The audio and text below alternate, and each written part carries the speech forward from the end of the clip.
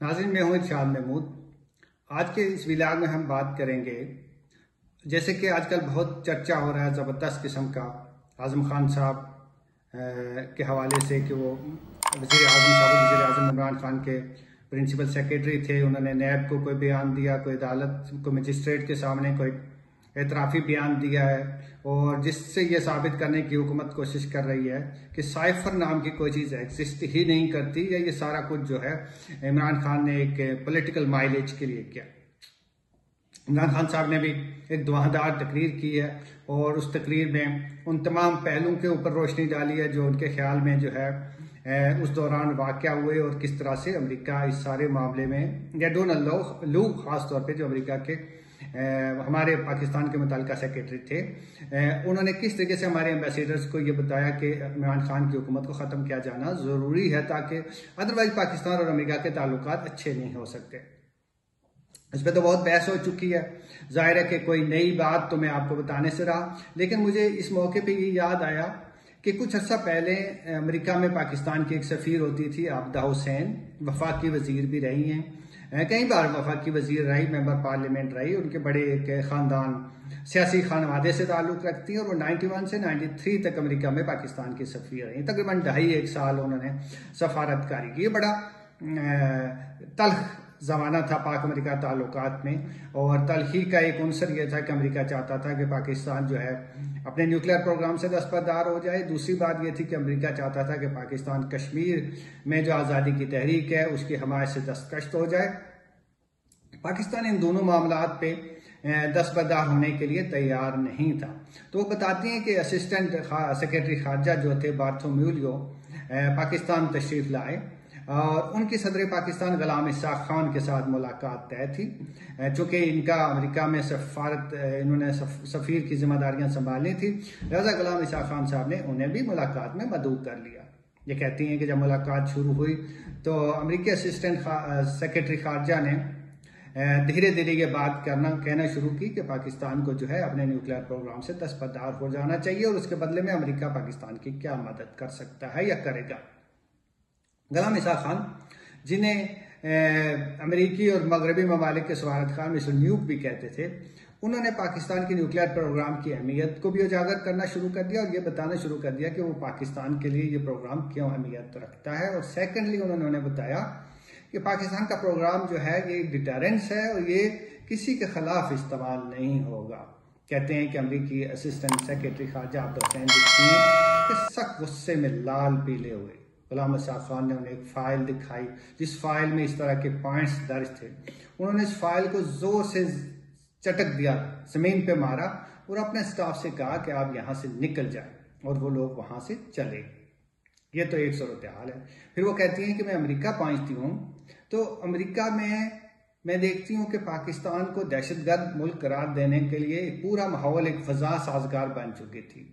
Nuclear एक issue था, कश्मीर दूसरा इशू था, भारत की शिकायत तीसरी इशूज थी, टेररिज्म और ख़ास तौर पे ये जो इस्लामोफोबिया है इसकी लहर भी बहुत तेज़ी से उस ज़माने में उठी थी। तो एक ये बहुत बड़ा इशू था। ऐसा लग रहा था कि पाकिस्तान को जो है वो दहशतगर्द मुल्क करार दिया जाने वाला। यहाँ जो नुक्ता आबिदा हुसैन अगला नुक्ता बयान करती हैं, आप अगर उसको डोनाल्ड लू के नुक्ते से मामले से कनेक्ट करके, इस डाट को कनेक्ट करके देखेंगे तो आपको बात लार्जर जो समझ आ जाएगी। वो कहती हैं कि मैं वहाँ जितने भी सफारतकारों से, अमेरिकी सफारतकारों से, सियासतदानों से, सेनेटर्स से, कांग्रेसमैन से मुलाकात करती, तो हर एक को पाकिस्तान के मामले में जो गुफ्तगू सफारती सतह पे और सियासी सतह पे चल रही होती थी वो उस सब से बाखबर होते थे।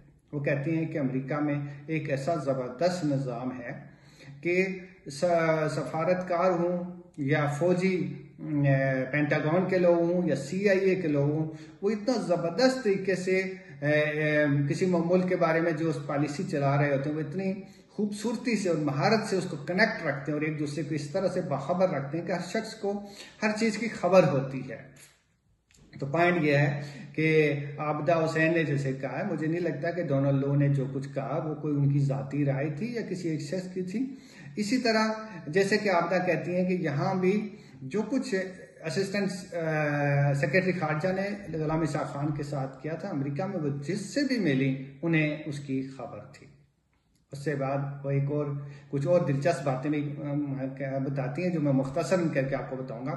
वो कहती हैं कि जी उस ज़माने में आसिफ नवाज साहब पाकिस्तान के आर्मी चीफ थे, वो अमेरिका तशरीफ लाए और उन्हें स्टेट डिपार्टमेंट में का दौरा करना था। और स्टेट डिपार्टमेंट में उनकी वैसे ही तलाशी ली गई, जामा तलाशी ली गई जैसे दूसरे लोगों की ली जाती है, जिसपे वो बड़ा खफा भी हुए। कहते हो कि पेंटागन गए, पेंटागन में उस वक्त वज़ीर दिफा डिक चेनी थे, डिक चेनी के साथ उनकी मुलाकात हुई और उस मुलाकात में ये कहती हैं कि कुछ हिस्सा मेरे मौजूदगी में हुआ और कुछ हिस्सा मेरी मौजूदगी। मुझे कहा गया कि आसिफ नवाज साहब ने कहा कि मैं अकेले मिलना चाहता हूँ। अकेले में जो बातचीत हुई, जो आबदा का कहना है कि मैंने बाद में आसिफ नवाज को भी मेंशन किया, जिसपे वो चौंक गए। मैंने उनसे कहा कि आपको, उन्होंने कहा होगा कि आप न्यूक्लियर पे सौदा कर दें तो हम आपको मार्शल लॉ लगाने भी आपकी मुखालफत नहीं करेंगे। एक और बड़ा दिलचस्प नुकता आबदा हुसैन की किताब पाकिस्तान पावर फेलियर में लिखती हैं कि पाकिस्तान ने आधी कीमत दे के F-16 तैयारे खरीदे हुए थे, लेकिन अब अमेरिका लैल सा काम ले रहा था और वो पाकिस्तान के तैयारे हवाले करने के लिए तैयार नहीं था। पाकिस्तान ने रकम की वापसी का मुतालबा किया तो अमेरिकी जो कंपनी जिसने वो तैयारे बनाए हुए थे F-16, वो बड़ी परेशान, वो नहीं चाहती थी कि पाकिस्तान जो है वो रकम वापस ले। कहते हैं उन्होंने मुझे हेडक्वार्टर बुलाया और हेडक्वार्टर में बुलाने के बाद मुझे एक तफसीली ब्रीफिंग दी और उस तफसीली ब्रीफिंग में उन्होंने मेरे साथ जो मेरे साथी थे, नोट टेकर थे, उनको किसी तरीके से बहाने से बाहर भेजा और मुझे कहा कि अगर आप नवाज शरीफ से ये काम करवा लें कि वो ये रकम वापस लेने से इनकार कर दें और ये मामला इसी तरह तूल पकड़ता रहे, तो हम आपकी जो बेटियां यहाँ हार्वर्ड में पढ़ती हैं उनके लिए एक घर का वाशिंगटन में इंतजाम कर सकते हैं, इस तरह उनका रहने की और फीस का इंतजाम हो जाएगा। ये तो आबदा हुसैन की बड़ी दिलचस्प बातें थी जो ये बताती हैं कि किस तरह से अमेरिकी सिस्टम काम करता है और वो पाकिस्तान से जो है जो भी उनको ज़रूरत होती है या पाकिस्तान के में जिन लोगों से वो नाराज़ होते हैं या जिन लोगों से वो राज़ी होते हैं, तो किस तरीके से उनकी डिप्लोमेसी काम करती है। वो कैरेट एंड स्टिक दोनों का बाखूबी इस्तेमाल करते हैं। आखिरी बात मैं ये कहना चाहता हूँ कि कुछ अर्सा पहले परवेज़ मुशर्रफ साहब के दौर में इंडिया बहुत आना जाना रहता था, बहुत डेलीगेशन जाते थे, मुझे भी जाने का मौका मिला और एक सेमिनार में बातें हो रही थी कि अमेरिका पाकिस्तान के साथ बुरा सलूक करेगा, हिंदुस्तान का स्ट्रेटेजिक पार्टनर हो गया और मुख्तलिफ चीज़ों से ये पाकिस्तान की जो अहमियत है उसको अंडरमाइन किया जा रहा था। तो वहाँ एक साबिक सवारतकार ने कहा कि हिंदुस्तान के ताल्लुकात चाहे आसमान की बुलंदियों को भी छूने लगे, अमेरिका पाकिस्तान को छोड़ नहीं सकता, ये दोनों मुल्क एक दूसरे को कभी भी नहीं छोड़ेंगे। तो मुझे याद आया कि कुछ अर्सा पहले एक अमेरिकी 2013 की बात है शायद, अमेरिकी एक मुसन्निफ हैं डैनियल मार्की, उन्होंने एक किताब लिखी थी नो एग्जिट फ्रॉम पाकिस्तान और उसमें उन्होंने 4 निकात बयान किए थे। 2 खारजा पॉलिसी के मुताल्लिक़ है, 2 दाखिली पॉलिसी के मुताल्लिक़। वो कहते हैं कि अमेरिका किसी भी सूरत में पाकिस्तान से जान छुड़ा के या उसके मुखालिफ कैंप में नहीं जा सकता या उसको डिसएंगेज नहीं कर सकता। इसकी 4 वजूहत हैं। एक वजह यह है कि पाकिस्तान एक न्यूक्लियर पावर है। दूसरी वजह यह है कि पाकिस्तान के अंदर उस जमाने में ये बात शायद ज्यादा ठीक थी कि ऐसे गिरोह हैं दहशत गर्दी में बलाबस हो सकते हैं और वो दहशत गर्दाना कार्रवाइयों से अमेरिका को नुकसान पहुंचा सकते हैं। तीसरी बात, ये जरा ध्यान से सुनिएगा, वो ये है कि पाकिस्तान की फौज और चीन के दरमियान बड़े स्ट्रेटेजिक ताल्लुकात हैं। तो अगर अमेरिका डिसएंगेज हो जाता है तो पाकिस्तान चीन की गोद में चला जाएगा और ताल्लुकात पहले ही बहुत हैं और गहरे भी हैं, दोस्ताना भी हैं और अब तो अशरों पुराने भी हैं। लिहाजा पाकिस्तान और चीन को एक साथ हम जाते हुए देख नहीं सकते। आखिरी नुकता यह है कि अमेरिका का जो स्ट्रेटेजिक पार्टनर है साउथ एशिया में वो है हिंदुस्तान और पाकिस्तान की और हिंदुस्तान की टेंशन है।